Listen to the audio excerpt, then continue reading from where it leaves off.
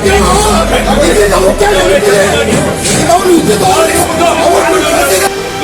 is law and order in Karnataka? Jungle Raj started now. Jungle Raj started now.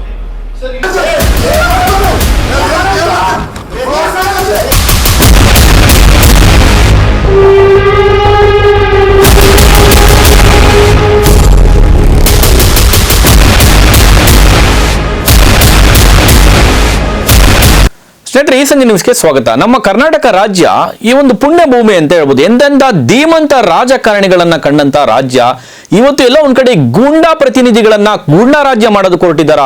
ಇವರ ಯೋಗ್ಯತೆಗಳಿಗೆ ಅಂತ ಹೇಳ್ಬೋದು, ಬಹುಶಃ ತಪ್ಪಾಲಿಕ್ಕಿಲ್ಲ. ಯಾಕಂದ್ರೆ ನೋಡಿ, KC ರೆಡ್ಡಿ ಅಂತ ಒಬ್ಬ ಧೀಮಂತ ಮುಖ್ಯಮಂತ್ರಿಗಳನ್ನ ನೋಡ್ತೀವಿ. ಅದೇ ರೀತಿ ಕೆಂಗಲ್ ಹನುಮಂತಯ್ಯ ಅಂತ ಒಬ್ಬ ಮುಖ್ಯಮಂತ್ರಿಗಳನ್ನ ನೋಡ್ತೀವಿ. ಎಂತೆಂಥ ರಾಜಕಾರಣಿಗಳು, ಅವರದೇ ಆದಂತ ಒಂದು ಕೊಡುಗೆ ನೀಡಿರುವಂತಹ ರಾಜಕಾರಣಿಗಳು, ಮುಖ್ಯಮಂತ್ರಿಗಳು, ಕಡಿದಾಳ್ ಮಂಜಪ್ಪನವರು, ನಿಜಲಿಂಗಪ್ಪನವರು, ದೇವರಾಜ ಅರಸು, ಇವರೆಲ್ಲರೂ ಕೂಡ ಪಟ್ಟಿ ಮಾಡ್ತಾ ಹೋದ್ರೆ ಇವ್ರದೇ ಆದಂತ ಕೊಡುಗೆ. ದೇವರಾಜ ಅರಸು ಅಂದ ತಕ್ಷಣ ನಮಗೆ ಉಳುವವನೇ ಭೂಮಿ ಒಡೆಯ ಅಂತ ಹೇಳಿ ನೆನಪಾಗ್ತಾರೆ. ಅದರಲ್ಲಿ ನಮ್ಮ ದೇವೇಗೌಡರು ನಮ್ಮ ರಾಜ್ಯ ಕಂಡಂತ ಒಬ್ಬ ಹೆಮ್ಮೆಯ ಮಣ್ಣಿನ ಮಗ ಅಂತೇಳಿ ನಾವು ಎಷ್ಟು ಹೆಮ್ಮೆಯಿಂದ ಹೇಳ್ಕೊಳ್ತೀವಿ.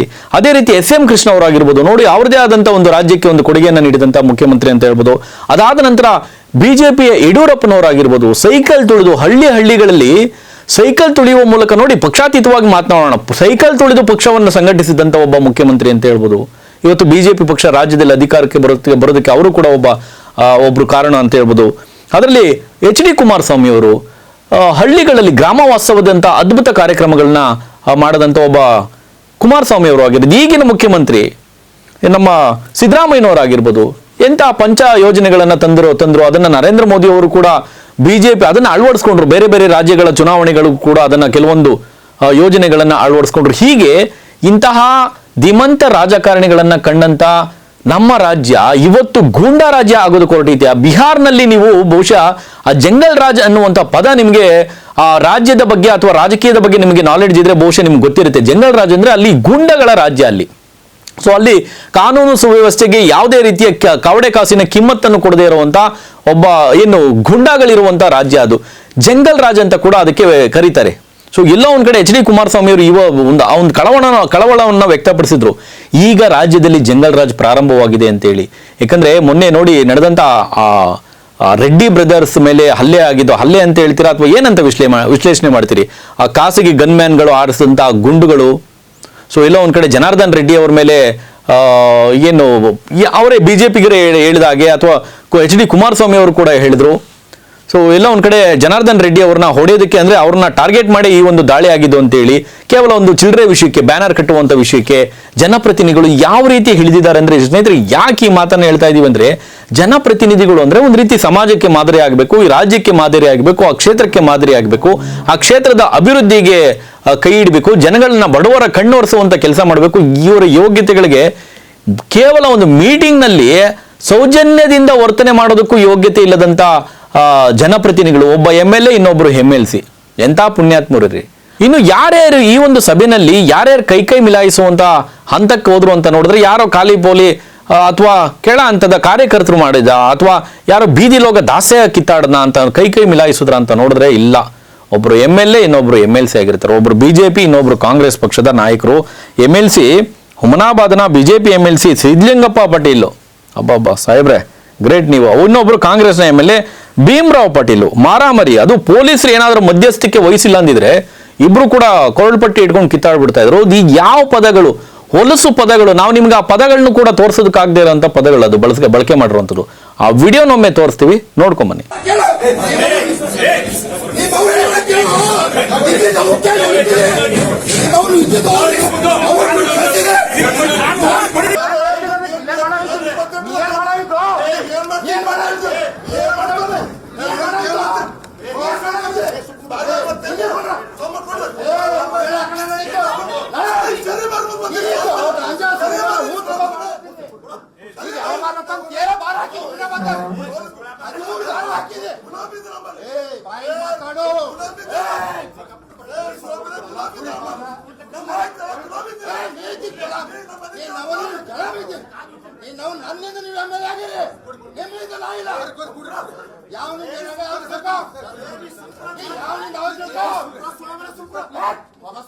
ನೋಡಿದ್ರಲ್ಲ, ಅಲ್ಲಿ ಮಧ್ಯದಲ್ಲಿ ಒಂದು ಕಡೆ ಬೀಪ್ ಸೌಂಡ್ ಕೂಡ ಹಾಕಿದ್ದೀವಿ.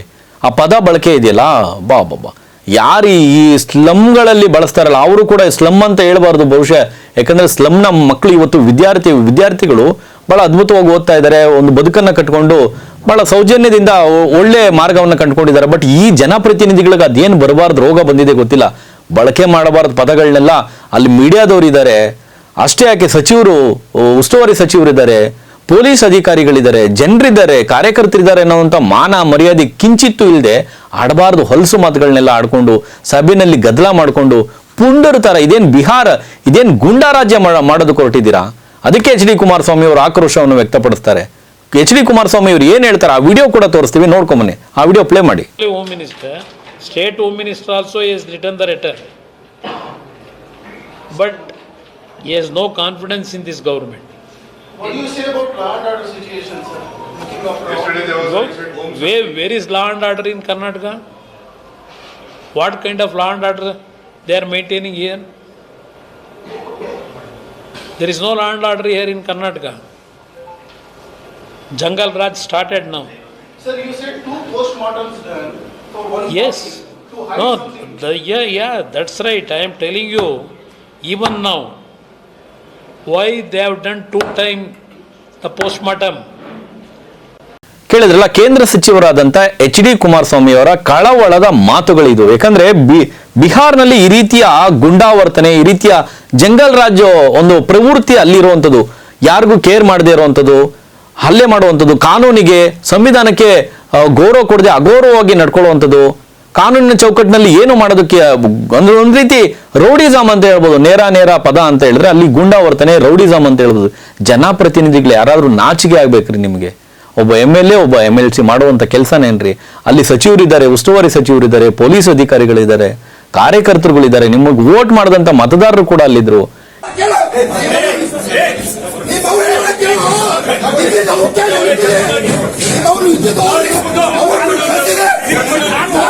ಸ್ನೇಹಿತರೆ, ಇದು ಬೀದರ್ನಲ್ಲಿ ನಡೆದಂತ ಘಟನೆ. ಆದ್ರೆ ಇನ್ನು ಕೊಪ್ಪಳದಲ್ಲಿ ಏನಾಯ್ತು ಅಂತ ನೋಡೋದಾದ್ರೆ, ಒಬ್ಬ ಬಿಜೆಪಿಯ ಎಲ್ಲಾ ಪಕ್ಷದಲ್ಲೂ ಅವರು ಓಡಾಡ್ಕೊಂಡ್ ಬಂದಿದ್ದಾರೆ.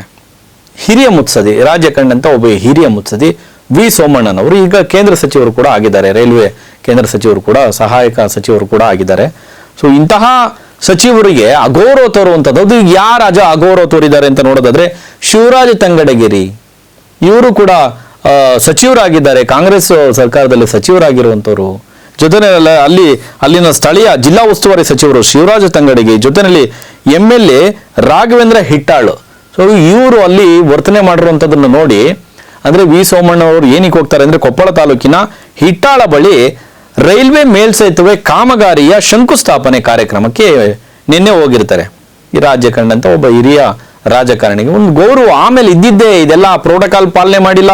ಅಲ್ಲಿ ಕಿತ್ತಾಟ ಏನಂದ್ರೆ ಶಿಷ್ಟಾಚಾರ ಪಾಲನೆ ಮಾಡಿಲ್ಲ. ಇನ್ವಿಟೇಷನ್ ಅಥವಾ ಶಿಷ್ಟಾಚಾರ ಅಂದ್ರೆ ಇದೇ ಬರುತ್ತೆ. ಪ್ರೋಟೋಕಾಲ್ ನೀವು ಪಾಲನೆ ಮಾಡಿಲ್ಲ, ಪ್ರೋಟೋಕಾಲ್ ಪಾಲನೆ ಮಾಡಿಲ್ಲ ಅಂದ್ರೆ ಕುತ್ಕೊಂಡು ನೀಟಾಗಿ ಮಾತಾಡಿ. ನೀವ್ಯಾರು ಪೋಲಿ ಪುಂಡ್ರ, ದಾರಿಲೋಗ ದಾಸಯಗಳ ನೀವು, ಗುಂಡಾಗಳ ನೀವು?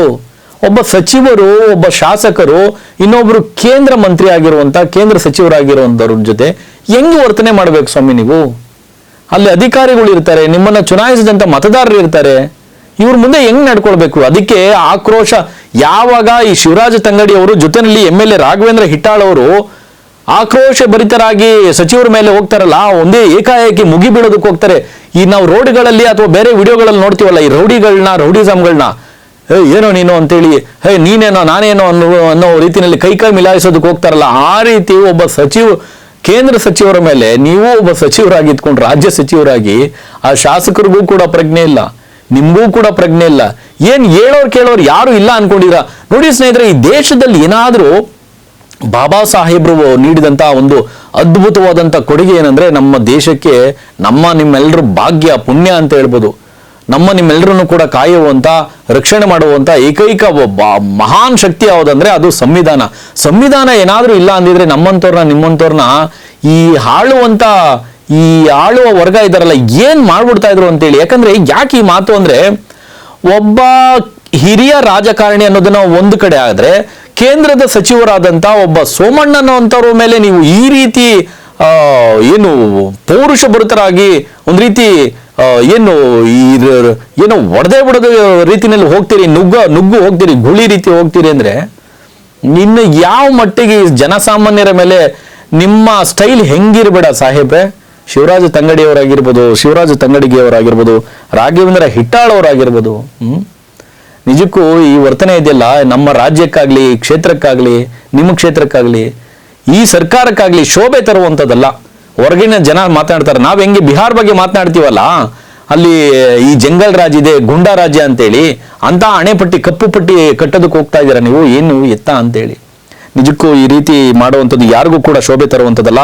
ಅಲ್ಲಿ ಸೋಮಣ್ಣವ್ರ ಮೇಲೆ ಇವರು ವರ್ತನೆ ನೋಡಿ, ನಾಯಕರುಗಳ ವರ್ತನೆ ಮಾಡಿ ಅವರು ಕೂಡ ಪ್ರವೋಕ್ ಆಗ್ತಾರೆ. ಯಾರು ಕಾರ್ಯಕರ್ತರು ಏನ್ ಮಾಡಿದಾರೆ ಗೊತ್ತಾ? ವಿ ಸೋಮಣ್ಣವ್ರ ಕಡೆ ಚೇರ್ಗಳನ್ನ ಎಸಿತಾರೆ, ಕುತ್ಕೊಂಡಿದ್ದಂತ ಚೇರ್ಗಳನ್ನ ಎಸಿತಾರೆ. ಇದನ್ನ ಸೋಮಣ್ಣವ್ರ ಅಕ್ಕಪಕ್ಕ ಇದ್ದಂತ ಅಂಗರಕ್ಷಕರು ತಡೀತಾರೆ.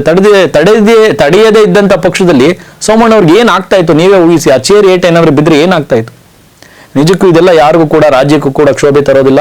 ನಿಮ್ಮ ವ್ಯಕ್ತಿತ್ವಕ್ಕೂ ನಿಮ್ಮ ರಾಜಕಾರಣಕ್ಕೂ ಕೂಡ ಶೋಭೆ ತರುವಂತಹ ಕೆಲಸ ಇದಲ್ಲ. ಇನ್ನ ಮುಂದಿನ ಸುದ್ದಿಗೆ ನೋಡೋದಾದ್ರೆ ಅಥಣಿಯಲ್ಲಿ ನಡೆದಿರುವಂತದ್ದು ಲಕ್ಷ್ಮಣ್ ಸವದಿ, ನಿಮ್ಮೆಲ್ರಿಗೂ ಕೂಡ ಗೊತ್ತಿರುವಂತ ರಾಜಕಾರಣಿ. ಅವರೇನು ನಿನ್ನೆ ಮೊನ್ನೆ ರಾಜಕೀಯಕ್ಕೆ ಬಂದಂತ ರಾಜಕಾರಣಿ ಅಲ್ಲ.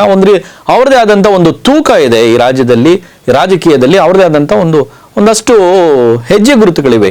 ಇಂತಹ ರಾಜಕಾರಣಿ, ಅನುಭವಿ ರಾಜಕಾರಣಿಗಳು ಕೂಡ ಈ ರೀತಿ ದುಂಡಾವರ್ತನೆ ತೋರ್ತಾರೆ ಅಂದ್ರೆ ನಿಜಕ್ಕೂ ಈ ರಾಜ್ಯ ಬಿಹಾರ್ನ ಅದೇ ಜಂಗಲ್ ರಾಜು HD ಕುಮಾರಸ್ವಾಮಿ ಅವರು ಹೇಳಿದಾಗೆ ಈಗ ಪ್ರಾರಂಭ ಆಗ್ತಾ ಇದೆ ರಾಜ್ಯದಲ್ಲಿ ಗುಂಡಾ ರಾಜ್ಯ, ಅಂದ್ರೆ ಈಗ ಪ್ರಾರಂಭವಾಗ್ತಿದೆ ಜಂಗಲ್ ರಾಜು ಅಂತ ಹೇಳಿ ಒಂದು ಆರೋಪ ಮಾಡ್ತಾರಲ್ಲ, ನಿಜ ಅಂತ ಅನ್ಸ್ಬಿಡುತ್ತೆ. ಯಾಕಂದ್ರೆ ಅಥಣಿಯಲ್ಲಿ ಶಾಸಕ ಲಕ್ಷ್ಮಣ್ ಸವದಿ ಮತ್ತು ಅವರ ಮಗ ಚಿದಾನಂದ ಸವದಿ ಅವರ ಮೇಲೆ FIR ದಾಖಲಾಗಿದೆ. ಏನಕ್ಕೆ FIR ದಾಖಲಾಗಿದೆ ಅಂತ ನೋಡೋದಾದ್ರೆ ಇಲ್ಲಿ BCC ಬ್ಯಾಂಕ್ನ ನೌಕರರ ಸಂಘದ ಅಧ್ಯಕ್ಷರ ಮೇಲೆ ನಿಂಗಪ್ಪ ಅವರು ದೂರನ್ನ ನೀಡ್ತಾರೆ. ನನ್ನ ಮೇಲೆ ಪ್ರಾಣ ಬೆದರಿಕೆ ಮತ್ತೆ ನಿಂದನೆ ಮಾಡಿದ್ದಾರೆ, ಅವ್ಯಾಚ್ಯವಾಗಿ ನಿಂದನೆ ಮಾಡಿದ್ದಾರೆ, ಜೀವ ಬೆದರಿಕೆ ಹಾಕಿದ್ದಾರೆ, ಮಾರಣಾಂತಿಕವಾಗಿ ಹಲ್ಲೆ ಮಾಡಲಾಗಿದೆ ಅಂತೇಳಿ ಅಪ್ಪ ಮಗನ ಮೇಲೆ ಲಕ್ಷ್ಮಣ್ ಸವದಿ ಮತ್ತು ಅವರ ಮಗ ಚಿದಾನಂದ ಸವದಿ ಅವರ ಮೇಲೆ ಅಥಣಿ ಠಾಣೆಯಲ್ಲಿ ದೂರನ್ನ ಕೊಡ್ತಾರೆ.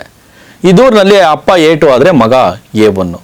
ಅದನ್ನು ಸೇರಿದಂತೆ ಒಟ್ಟು 8 ಜನ ಅಪರಿಚಿತರು ಸೇರಿದಂತೆ 8 ಜನರ ಮೇಲೆ FIR ದಾಖಲಾಗಿದೆ ಇಲ್ಲಿ ಅಥಣಿ ಪೊಲೀಸ್ ಠಾಣೆಯಲ್ಲಿ. ಯಾರ ಮೇಲೆಲ್ಲ ಈ ಆರೋಪಗಳು ಬಂದಿದೆ ಅಂತ ನೋಡೋದಾದ್ರೆ ಇದೇ ಜನಪ್ರತಿನಿಧಿಗಳು. ಅದಕ್ಕೆ ಕುಮಾರಸ್ವಾಮಿ ಅವರು ಹೇಳ್ತಾ ಇರುವಂಥದ್ದು, ನೋಡಿ ಈ ರಾಜ್ಯವನ್ನ ಗುಂಡಾ ರಾಜ್ಯ ಮಾಡೋದಕ್ಕೆ ಬಿಡಬಾರ್ದು. ಈ ರಾಜ್ಯದಲ್ಲಿ ಈ ಸಂವಿಧಾನ ಅನ್ನೋದು ಏನಾದರೂ ನಮಗೆ ನೋಡಿ ಬಾಬಾ ಸಾಹೇಬರು ಕೊಟ್ಟಿದ್ದಂತ ಒಂದು ದೊಡ್ಡ ಶಕ್ತಿ ಅಂತ ಹೇಳಿದ್ರೆ ಅದು ಸಂವಿಧಾನ ಏನಾದ್ರೂ ಇಲ್ಲ ಅಂದಿದ್ರೆ ಏನಾಗ್ತಾ ಇತ್ತು? ಈ ಆಳುವಂತ ವರ್ಗಗಳು ನಮ್ಮನ್ನ, ಈ ಜನಸಾಮಾನ್ಯರನ್ನ, ಈ ಬಡವರನ್ನ ಏನ್ ಮಾಡ್ತಾ ಇದ್ರು ಊಹಿಸಿ ನೋಡಿ. ಒಬ್ಬ BCC ಬ್ಯಾಂಕ್ನ ನೌಕರ ಸಂಘದ ಅಧ್ಯಕ್ಷರ ಮೇಲೆ ಹಲ್ಲೆ ಮಾಡ್ತಾರೆ. ಅವರು ಕಂಪ್ಲೇಂಟ್ ಕೊಡ್ತಾರೆ ಅಥಣಿ ಠಾಣೆಯಲ್ಲಿ. ಇದನ್ನ ವಿರೋಧಿಸಿ ಲಕ್ಷ್ಮಣ್ ಸವದಿ ಅವರ ಬೆಂಬಲಿಗರು ಇದನ್ನು ವಿರೋಧಿಸಿ FIR ಹಾಕಿದ್ದಾರೆ ನಮ್ಮ ಸಾಹೇಬ್ರ ಮೇಲೆ ಅಂತೇಳಿ ವಿರೋಧಿಸಿ ಪ್ರತಿಭಟನೆ ಮಾಡ್ತಾರೆ. ಇದಕ್ಕೆ ಪ್ರತಿಯಾಗಿ ಬ್ಯಾಂಕ್ನ ನೌಕರರು ಕೂಡ ನಮ್ಮ ಅಧ್ಯಕ್ಷರ ಮೇಲೆ ಏನಿಲ್ಲ ಮಾರಣಾಂತಿಕವಾಗಿ ಹಲ್ಲೆ ಮಾಡಿದ್ದಾರೆ ಅಂತೇಳಿ ಪ್ರತಿಭಟನೆ ಮಾಡ್ತಾರೆ. ಇದು ಅಥಣಿಯಲ್ಲಿ ನಡೆದಿರುವಂತ ಹೈ ಡ್ರಾಮಾ. ಈ ರೀತಿಯ ಜನಪ್ರತಿನಿಧಿಗಳ ನಡುವೆ ಕೈ ಮೇಲಾಯಿಸುವಂತ ಒಂದು ಕೆಲಸ ನಡೆದಿರುವಂಥದ್ದು. ನಾವು ಜನಾರ್ದನ್ ರೆಡ್ಡಿ ಅವರ ಪ್ರಕರಣ ಆಗಿರ್ಬೋದು, ಜೊತೆಲಿ ನೋಡಿದ್ವಲ್ಲ ನಾವು ಏನೆಲ್ಲ ಆಯಿತು ಅಂತೇಳಿ. ಹಂಗಾಗಿ ಈ ರಾಜ್ಯವನ್ನ ಯಾವುದೇ ಕಾರಣಕ್ಕೂ ಗುಂಡಾ ರಾಜ್ಯ ಮಾಡೋದಕ್ಕೆ ಬಿಡಬಾರ್ದು. ಈ ರೀತಿಯ ದುಂಡಾವರ್ತನೆಗಳನ್ನ ತೋರಬಾರ್ದು. ಎಂತೆಂಥ ರಾಜಕಾರಣಿಗಳನ್ನ ಕಂಡಂತ ರಾಜ್ಯ ನಮ್ದು. KC ರೆಡ್ಡಿ, ಕೆಂಗಲ್ ಹನುಮಂತನವರು, ಜೊತೆಯಲ್ಲಿ ದೇವರಾಜ ಅರಸು, ದೇವೇಗೌಡರು ಸಾಹೇಬರಾಗಿರ್ಬೋದು, SM ಕೃಷ್ಣ, ಈಗಿನ ಮುಖ್ಯಮಂತ್ರಿ ಸಿದ್ದರಾಮಯ್ಯನವರಾಗಿರ್ಬೋದು. ಇಂತಹ ಮುಖ್ಯಮಂತ್ರಿಗಳನ್ನ ನೆಕ್ಸ್ಟ್ ಜನರೇಷನ್ ನೋಡೋದಕ್ಕೆ ಸಾಧ್ಯನಾ ಅಂತ ಅನ್ಸುತ್ತೆ. ಯಾಕಂದ್ರೆ ಈ ರೀತಿಯ ದುಂಡಾವರ್ತನೆಯ ಪ್ರವೃತ್ತಿ ನೋಡಿದ್ರೆ ಜನಪ್ರತಿನಿಧಿಗಳು ನಿಜಕ್ಕೂ ಭಯ ಆಗುತ್ತೆ. ಸ್ನೇಹಿತರೆ, ಈ ಒಂದು ಸುದ್ದಿಗೆ ಸಂಬಂಧಪಟ್ಟ ಹಾಗೆ ನಿಮ್ಮ ಅನಿಸಿಕೆಯನ್ನು ಕಮೆಂಟ್ ಮಾಡಿ. ನೋಡ್ತಾರೆ ಈ ಸಂಜೆ ನ್ಯೂಸ್, ಇದು ಸಮಸ್ತ ಕನ್ನಡಿಗರ ಧ್ವನಿ.